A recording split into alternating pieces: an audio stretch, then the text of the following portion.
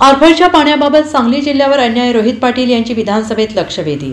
कन्हेर धरणातून ऑर्फळ कालव्याच्या माध्यमातून सांगली जिल्ह्यातील पलूस, तासगाव आणि कवठेमहांकाळ तालुक्यांना पाणी मिळते। मात्र 3.83 टीएमसी पाणी प्रस्तावित असताना केवळ 2 ते 2.5 टीएमसी एवढंच पाणी आमच्या वाट्याला मिळते आहे। ऑर्फळच्या पाण्याबाबतीत सांगली जिल्ह्यावर अन्याय होतोय अशी लक्षवेधी आमदार रोहित पाटील यांनी आज विधानसभेत मांडली। त्यावर जलसंपदा मंत्री राधाकृष्ण विखे पाटील यांनी देखील दखल घेत योग्य त्या उपाययोजना करण्याची ग्वाही दिली।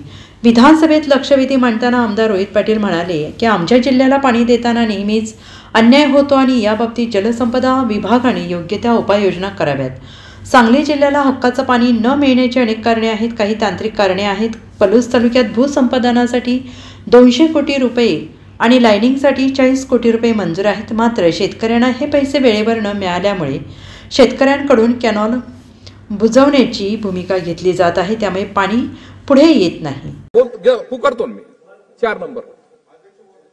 अध्यक्ष महोदय, माझी लक्षवेधी ही ऑर्फळ कालव्याच्या संदर्भामध्ये आहे। लक्षवेधी नंबर 4 कन्हेर। अध्यक्ष महोदय, वितरित केल्याप्रमाणे बोला। अध्यक्ष महोदय, माझी लक्षवेधी ऑर्फळ कालव्या संदर्भातली आहे। कन्हेर धरणातून डावा कालवा जो कृष्णा नदीला छेदतो तो ऑर्फळ कालवा म्हणून तयार झालेला आहे।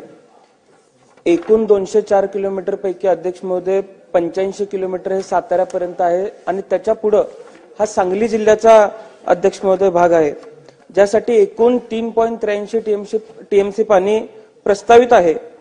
कन्हेर धरण मध्ये 0.44 टीएमसी आणि तारही मध्ये 3.39 टीएमसी पाणी असं प्रस्तावित असताना सुद्धा अध्यक्ष महोदय माझ्या भागाला 2020-21 मध्ये 2.3 टीएमसी, 21-22 मध्ये 2.4 टीएमसी, 22-23 मध्ये 2.5 टीएमसी, 23-24 मध्ये 2.74 टीएमसी, 3.8 टीएमसी मंजूर असताना सुद्धा माझ्या परिसरावरती, माझ्या जिल्ह्यावरती, माझ्या जिल्ह्यातल्या पलूस, तासगाव, कवठेमहांकाळ तालुक्यावरती पाणी मिळण्याच्या बाबतीत अन्याय होतोय।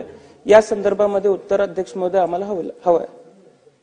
अध्यक्ष महोदय, हे पाणी खरं तर टेक्निकल अनेक तांत्रिक कारणात हे पाणी न मिळण्याचं, त्यामध्ये एक तांत्रिक कारण मंत्री महोदय असं आहे की पलूस कालव्याच्या पुढं ज्यामध्ये बांबवडे, तुर्ची, तासगाव शहर, बलवडी, पलूस इथे भूसंपादनासाठी साधारण 200 कोटी रुपये अध्यक्ष महोदय प्रस्तावित आहेत आणि लाईनिंगसाठी 40 कोटी रुपयाची मागणी सुद्धा विभागाने आपल्या विभागाकडे केलेली आहे। आता भूसंपादनासाठी पैसे मिळाले नसल्यामुळे सगळ्या कॅनल मुजवण्याची भूमिका कधी कधी शेतकऱ्यांना घ्यावी लागते, त्यामुळे अध्यक्ष महोदय पाणी पुढे येत नाही।